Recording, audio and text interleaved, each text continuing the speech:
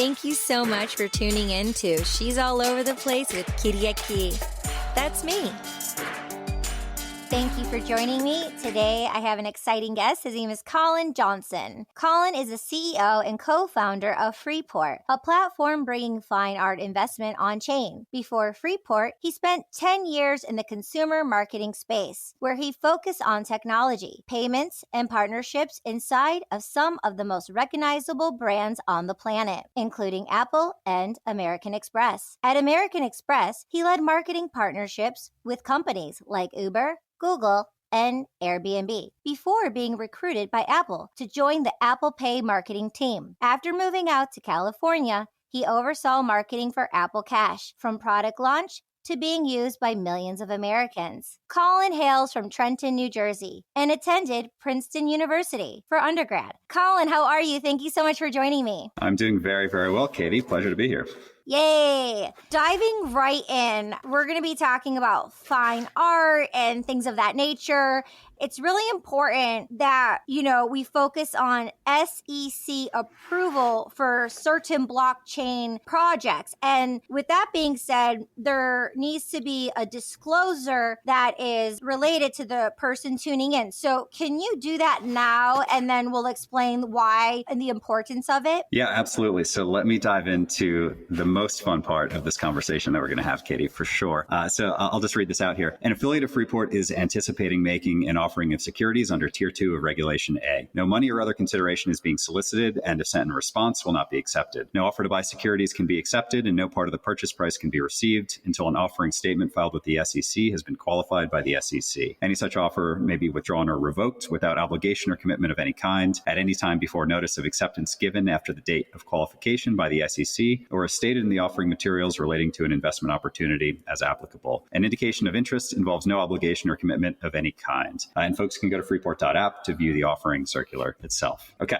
Fun over. First and foremost, what is SEC? Sure. So the SEC is the Securities and Exchange Commission, and they have broad authority over deciding what falls into the bucket of being a security. And those things tend to pass something called the Howey test. And there are many elements of blockchain and many groups and organizations within blockchain that are actually doing things that pass the Howey test, but that have not been, let's just say, qualified by the SEC. We decided pretty early on that we wanted to go the route of actually being qualified by the SEC so that we don't have to worry about enforcement actions in the future, and so that our customers can feel safe with the investments that they make on Freeport. And what I've been told, I've been in the blockchain technology community since 2018. And what I've been told, as of recent, because a lot of people are talking about the SEC, is the SEC actually wants you to reach out to them. It's like people are scared because they're uneducated. They don't know. They actually want you to come to them and get this approval. So that's some, important information I thought I would share. But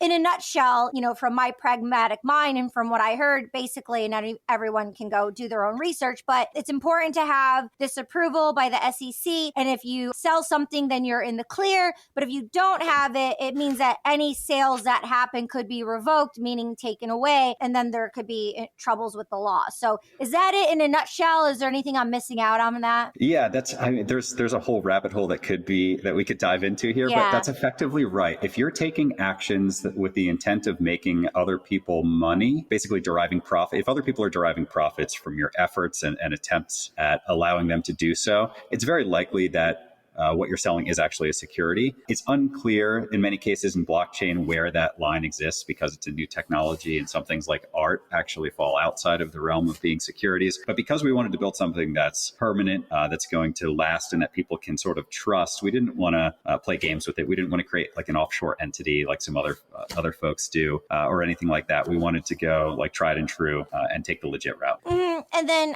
when did you get involved in blockchain, and when did you start Freeport, and why?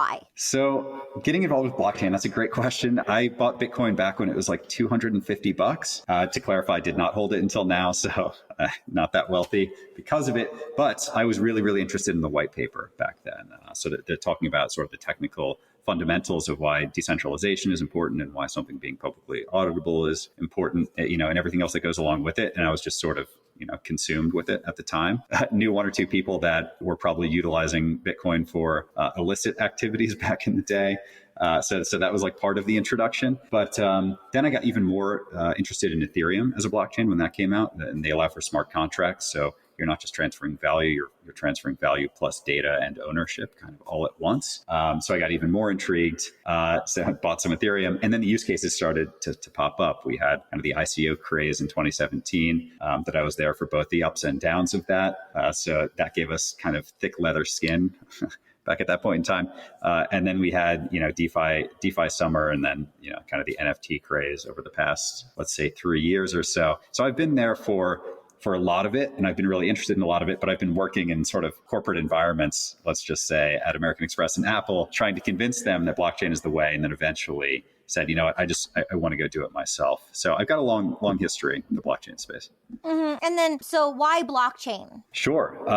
Well, there's two answers. One, like my personal interest in blockchain is that we move as much value as we possibly can on chain, because we as humans become more efficient. When value is on chain, it's very easy to transfer one piece of value for another. It's very easy to create financial tooling that's relevant. It's very easy for people in foreign countries who don't have stable currencies, which like the US dollar is kind of moving in that direction currently, but it also can exist as a technology to stabilize their economies. So there are a lot of different reasons that I think more value should exist on blockchain, and that we'll be more efficient as humans, and we'll be more sure of digital goods when more value is on blockchain. And that drives me personally. And that also kind of filters into the company. Like, why would the company build on blockchain? Well, because all those things matter. And if you want to create a product that's going to be future proof, that allows people to engage digitally with a sense of trust that I think is going to become ever more, required, then blockchain is really the technology we need to be working on. Mm-hmm. And then when did you start Freeport? So we founded it back in December of 2021.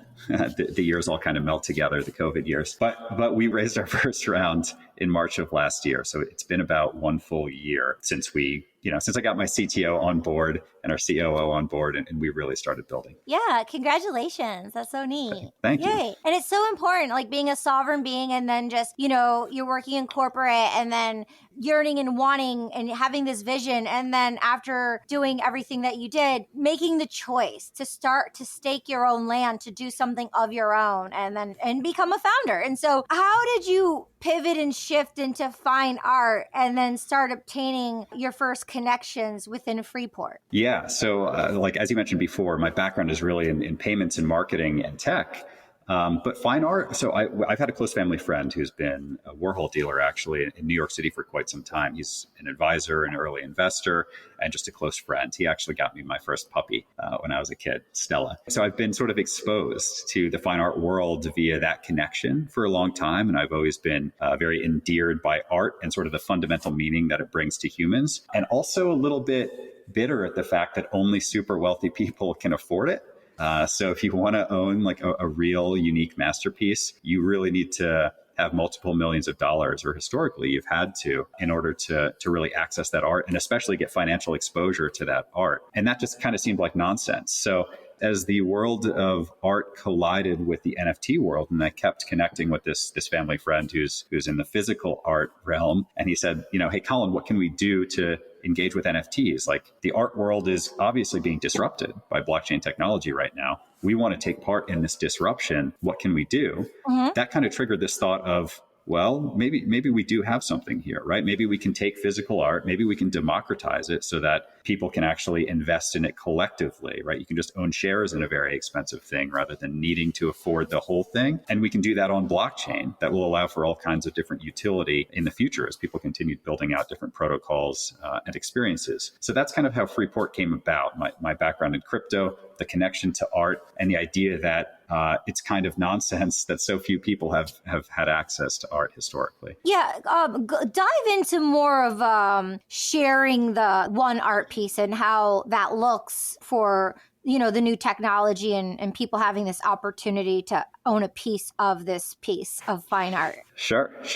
A piece of this piece. I love it. So yeah, but there's this idea in crypto of communal ownership via tokenization. The technology allows for things to be fractionalized and tokenized really an infinite number of times, but then also for those tokens to indicate your ownership or your let's just say, belonging in a community, right? Like when you have a token in your wallet, it's public facing. People know that you own that token. So if you've got a Bored Ape or a Azuki or some other NFT like that, you can prove to other people that you're part of that community. So not only does the technology let you issue things like tokens that can be infinitely fungible, like you can make whatever amount you want, but then you know that the owners of those tokens are part of a specific kind of community. And that's a really powerful thing, right? It's like you're showing up, you know that someone else has invested in the same thing you've invested in. And it's the foundational technology for, these types of communities, some of which are a little bit toxic in the NFT space, but others that are actually very wholesome and that are bringing about real significant change globally. So really quick, I just have a question. So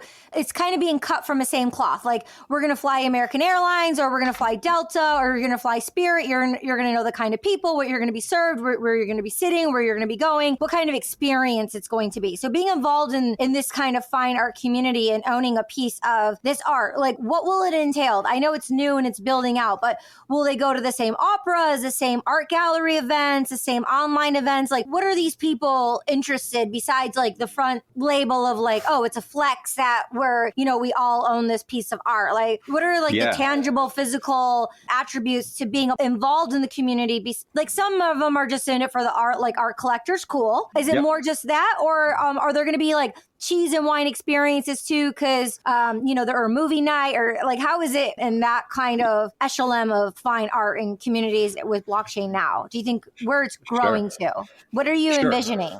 So historically, there are a few different examples that we can look at in regards to how communities work. So with a lot of Web3 communities specifically, with a lot of them, there are digital communications channels, right? So Discord and Telegram and then crypto Twitter. Those are kind of the three places where you can go to meet other like-minded folks virtually and have those conversations. You can look at other groups, though, that have bled more into the real world. So Proof Collective obviously has live events, although they unfortunately just canceled their big one here this year. But then you can also look at Friends with Benefits, for example, is a group where you buy a certain number of tokens and then you get access to their Discord, but they have a ton of in real life events where they have meetups. People go drink together, they discuss blockchain, they discuss business, startup ideas, and art. Like a lot of it is art based because art often leads culture, right? As many people are aware. So there are different approaches to creating communities around the tokens that have historically been very digital, but have started to bleed much more into the physical. And it's really interesting to see that evolution occur, right? Because there's only so much you can do digitally. And then you're like, well, hey, what's the next thing? Like when does the human to human contact get involved here? From our perspective, we're starting with the virtual. So we've created this virtual 3D gallery wherein people who collect can hang the art on the walls, and they can hang it alongside their NFTs if they're collectors. If they're not NFT collectors, they can totally ignore that part as well. But then you can share your gallery with other folks, right? So Katie, if you wanted to show me the newest piece that you own a portion of, you could share your gallery with me and I could pop in and view it alongside your favorite Azuki or Bored Ape or whatever else. And we're also going to allow for likes and views and comments in those galleries. So you can, again, have much more interaction around the item that you sort of collect with other folks. Long term, we do intend to build out an LA gallery as well as a New York gallery that people can go to physically, so long as they own a portion of the assets. I will add a disclaimer that those won't be live at launch because we're a startup and you have to focus on one thing at a time. And physical, while very, very compelling, is also like, logistic. If you want to do it right and properly, it requires significant logistics. So we plan on spanning those two worlds, right? There's the virtual one where you've got communications and you can show who you are and you're part of the community and you can be in the gallery and share your gallery. And then also to allow that to bleed over into the real world, because we do think that we're backing our assets with physical art for a reason, right? We are still human. We're made of flesh. Physical art is rare, and it's probably going to become more rare as AI progresses. We can talk about that too. But we think it's important for both worlds to sort of to coalesce, the virtual and the physical. So what kind of partnerships are, like if someone's tuning in and they want to become a collector or they want to partner up with you with, their fine art, what kind of brand collaborations are you looking into right now? And or what are some that you've developed thus far that you're most excited about? Yeah, that's a great question. We've currently we're working with private collectors to source the artwork that we've got, although we do have some advisors at museums and other sort of art relevant locations. As far as partnerships for the future, because we're building on blockchain, we do have this capability to interact and to build things that are composable with any other group that we want that's building on the same chain as us, right? So if you own tokens on Freeport, And let's say, someone wants to build out a metaverse in Decentraland or Sandbox. I hear Playboy, for instance, is building out the Playboy Mansion in Sandbox. Well, Have you they been could there? I've been to the Sandbox, not the Playboy Mansion. I've been to the Playboy Mansion a few times. Oh, really? How was it? Oh yeah, like so every year there was 4 main parties, and then throughout the year there's charity events, and things like that. But 2 years I went to the Halloween party, which is the best. I've been to a couple other ones, but the Halloween party was always the best party. I mean, there's a buffet, and there's just beautiful people and celebrities, and it's great. I mean, it's fun. Yeah. Matthew Perry, Paris Hilton. Like one time I went for it was a benefit nonprofit, and Ludacris performed. So yeah, Wow, okay. I grew up in LA, so I was going to all the LA things. So yeah. So my brother has gone once, and it made me very jealous. So I know it's no more in the real world, but it will be in the virtual world. There you go, and that's so cool that they're. So I don't. It's the Rabbiteers, right? So I don't own one. I was really bullish on them. Last Art Basel, I want to pick up a couple, and yeah. The Rabbitars, they did well for quite a while, for longer than other NFTs actually. Going into this bear market, they did well for longer than other NFTs. But Playboy is very with the times when it comes to Web3, right? Like they're going to be building out the Playboy Mansion in Sandbox. They have the Rabbitars. We've actually had discussions with them, full disclosure, about tokenizing some of the art they have, the physical art they have. And what you could do in that scenario, just as an example, is let's say you've got a Warhol that used to be in the Playboy Mansion, where you used to hang out, which I will forever be jealous of. But let's say you've got that and you want to tokenize it and sell it to Playboy customers, right? So you could sell those tokens to Playboy customers. They could have those tokens, purchase it on Freeport. They could hold them in their wallet and then go to the Playboy Mansion and only access the VIP room if they have those tokens in their wallet. And that's like the kind of interoperability and partnership that what we're doing allows for on chain that you just really can't do off chain. Mm-hmm. You mentioned before you're working with this collector who's this 80-year-old woman. Do you want to talk about her? I mean, she's in her 80s, so this must be her time to shine or something. But yes, how do you connect with an 80-year-old? Because seeing 80-year-olds in Discord or like the digital, some of the elderly people I speak to, it's just like they're not into it. It's past their time. But for her to be like a collector, she must be like very eclectic in such a way where she's not in the norm of what everyone else is doing. So I'm really fantasized about this woman that you've been curating with. There are some people who have such a fantastic joy for life that they just kind of become ageless. And I would qualify as one of them. She should be like my grandma or something. That's me. I mean, she really is she's ageless. She's not intimidated by the new technology. She picked up on it immediately. She's curious about it. She understands that younger generations are engaging with it, and she sees the potential of it. So her name is Jane Holzer. She was actually a Warhol superstar when she was younger. Baby Jane Holzer is her name if folks want to look her up. She has Warhols of herself. She's got pictures of herself with Warhol, but actual Warhol artworks that are done with the man himself hanging in her house, which is a pretty badass move. To have your own Warhols of yourself in your home. But we were connected to her through, again, that close family friend of mine who got me my first puppy. He's been working with her for many years. And the two of them are the ones who, we initially started having conversations with. And we built out really the foundations of this product in conjunction with them, or of the platform in conjunction with them. And they sort of laid out what they have as an opportunity. And we laid out sort of what the technology will allow for and how we can move things forward. She never said stop or slow down. She's always just said, let's go.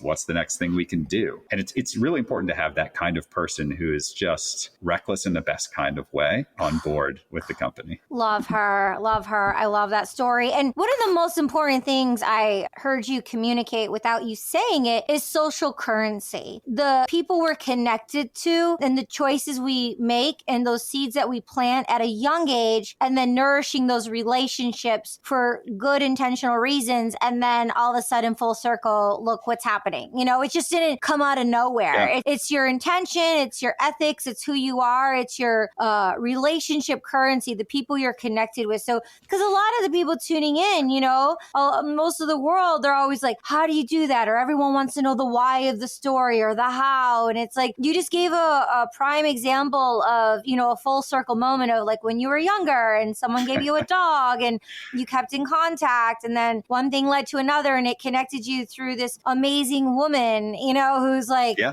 like so much older than you. But I just think it's really important because like if someone's tuning in or wants to rewind and go to the beginning of the episode, they can, tune into that through line that's, I feel, really important for the human connection for whatever principle that applies in one's own life. 100%. I could not agree with that more. You build up trust slowly over time and you have a bank account of trust, right? And there are different instances in which you can spend trust and you can kind of cash it in, and other instances where you can gain trust. All of our defaults should be gaining trust as much as possible over time. And then it kind of becomes amazing later in life where those things can be cashed in. And you also have to be willing to go take the risks, right? And like to continuously put yourself out there and to have the conversations and to be willing to do dumb things like commit to getting SEC approval over a period of 9 months to bring assets on chain. It's a combination of many factors. I was going to ask that. I'm glad you brought it up. So it took 9 months? Well, let's give the SEC more credit than that. Once we were fully submitted, it took a little under 3 months, but you have to create all of these entities and you have to do all this work ahead of time so that when you get to that conversation with them, right? And it's called qualification technically for your assets. When you get to that conversation, you want to be very prepared. So it's the getting prepared for the submission more so than it's the actual review process with them. But at the end of the day, we think it's absolutely the right move to have taken. Okay, cool. Besides the lady, do you want to tell more stories about her and what you're doing specifically, or any other brand partnership collaborations you have going on so far? Or you mentioned even the offering. So did you want to mention any of those things? Yeah. So let's talk about the artwork. As far as collaborations go, there are a lot of things that are on the horizon, but nothing that I'm going to announce quite yet. There are some cool elements and things that can happen from a lending perspective, I will say as a little bit of a hint. But let's talk about the artworks for now. So we're going to be launching on May 8th. And the pieces that we've got are incredible. They're like some of the most iconic Warhols that you can find. One is a pink Marilyn, which is like when you think Warhol, it's a pink Marilyn. If people want to go look it up, they'll know. No, I have chills, and I actually have it on a postcard. So I mean, I love it. Yeah. Yeah. This is a real one by Andy Warhol, signed by him, and coming from the collection of Jane as well. So it's got that added kind of provenance to it. So that's piece number one. Then we have a double Mickey Mouse. Double Mickeys are very rare. There are a lot of these prints about like Andy Warhol, these books rather, that talk about Andy Warhol's prints and like the full collection of them. Double Mickeys are exceedingly rare. There are some more single Mickeys out there. And we have one of the finest examples that you could possibly have. So that's a very, very cool piece. Then we have a James Dean, which is this like bright red, awesome image of James Dean, leaning against a car. And then we've got Mick Jagger too. The Mick Jagger one is awesome, especially awesome because it's signed on the back by Andy Warhol with Merry Christmas to, and it's actually Merry Christmas to this guy who was an investment banker in New York City around the time that Andy was alive. And their relationship is TBD exactly between the two of them, but it's very cool to have that kind of handwritten note on the back. And Mick Jagger is obviously an icon. So we've got some of the more recognizable pieces in this inaugural launch collection because we want to get people excited. Because I'm excited. May 8th is the launch. All of those ones will be launched at the same time? That is correct. All four of those will launch at the same time as our inaugural collection. I hope our follow-on collections can match the quality of these. I think they will, but we're going big on the first ones. Oh, I'm excited. I'm already flexing in my mind. I'm like so excited just to repost and post about it. Like I'm like, educate people. Like what is going on? So congratulations. It's such a big thing, exciting, especially with the meaning of who and what Andy Warhol is to so many. Absolutely. The stories. Real quick, I have. I'm an actor. I've been acting and working in entertainment for 2 decades, voiceovers, video games, all that jazz, anything you can think of. As a voiceover actor and everything I've been doing in the space since 2018, I put my head down. I'm like, how can I do what I'm doing and weave in and complement everything else? NFT music, art, fashion, me being a voiceover actor. So I came up with this character. We're going to be premiered at Art Basel, and it's called Culture Kids. It's 9 minutes. I'm putting it into all the international film festivals. I'll send it to you so you can see it. Awesome. But my character's name is Andy Monroe.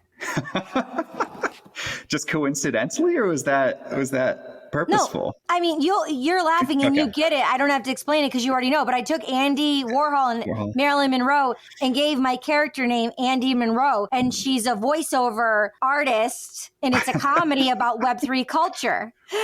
So that's it. Both of us took Andy and Marilyn and blockchain, right? And then combined those three things into our platforms. I love it. I love it. Yeah. For example, this podcast, some of the footage could appear in content of Culture Kids episodes in the near future. I love it. I love it. I mean, you're talking about partnership opportunities. Maybe we should figure out a way to get your listeners early access on Culture Kids or something like that. It sounds like there may be an opportunity. Yeah, let's talk about it more. We'd love to explore and brainstorm. Cool. Yeah. One or two things for the person tuning in and they're just brand new to blockchain, some personal friendly advice of brushstrokes of inspiration that supported you along the way with education or anything to support. That would be really awesome. It's all about education and supporting the person tuning in. Yeah, no, for sure. Matt, a lot of things I wish I had known early on. One is try not to listen too much to people who are shilling things very hard and saying you have to buy into this and the price will certainly go up.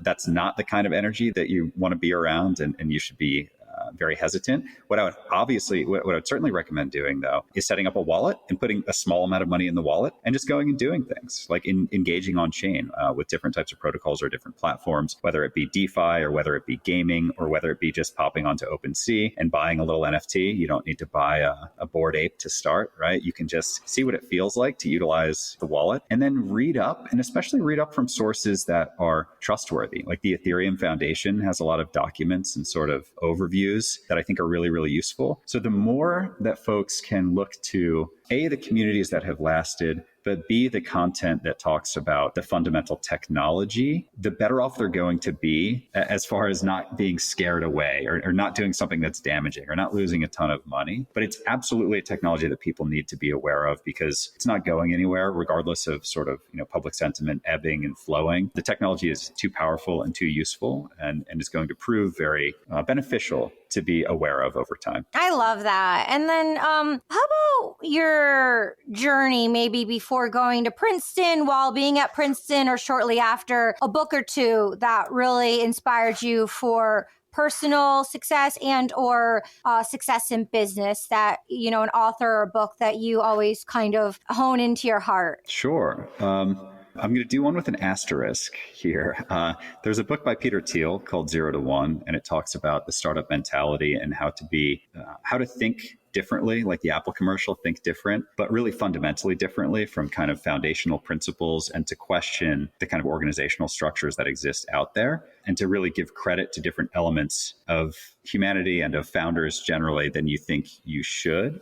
So anyone who's looking to build, I think, should look into 0 to 1 by Peter Thiel. I don't agree with all of his political opinions. Let me just put that out there, because some people will call that out. But there's certainly insight to be had on that front. As far as other sort of books that inspire me, I'm going to go in a very different direction here. I was a Lord of the Rings nerd growing up. So I go back to reading those books because the characters are unabashedly good. Whereas when you read books or you see series like Game of Thrones or others, and the characters are it's kind of unclear if they're good or bad, and they're supposed to be a mixed bag of emotions, and everyone is complicated. I actually go back to Lord of the Rings and read it every now and then just to see what pure courage looks like, and to understand that there are a lot of challenges in life that seem absolutely overwhelming.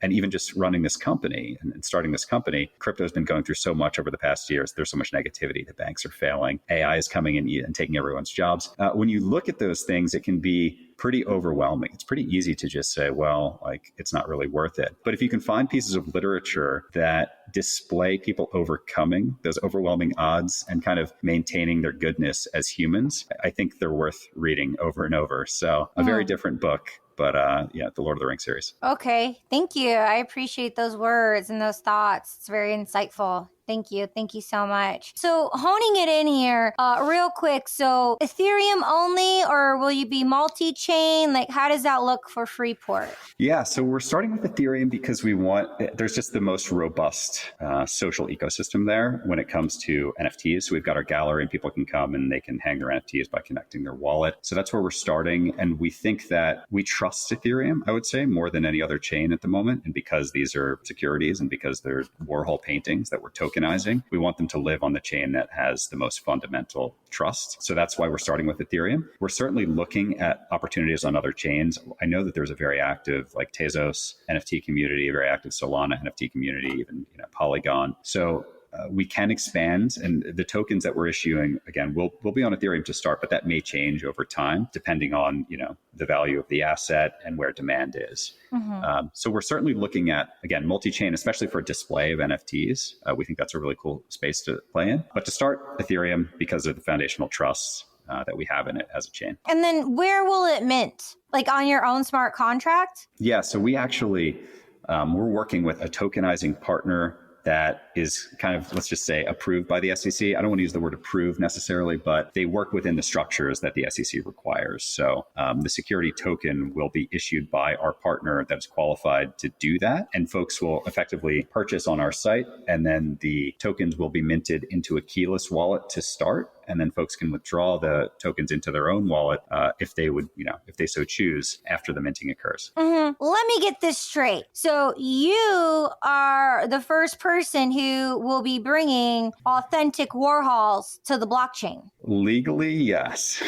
There are people who've made all kinds of tokens or done things offshore. But as far as going through the SEC and creating the tokens on the Ethereum blockchain, yes, I believe we are. I'll caveat that by saying, who knows what's out there everywhere, but yes. Yeah. Correct. Oh God, this is so exciting. I feel so lucky and blessed to be like connected and in it with you, here we go. Yeah. And everything's going to be in the show notes, Colin, but please let people know where they can find you. That would be really great. Yeah, absolutely. So freeport.app is the easiest way to find us. You can go there and sign up for the waitlist, or you can check us out on Twitter at freeport.app or Instagram at freeport_app.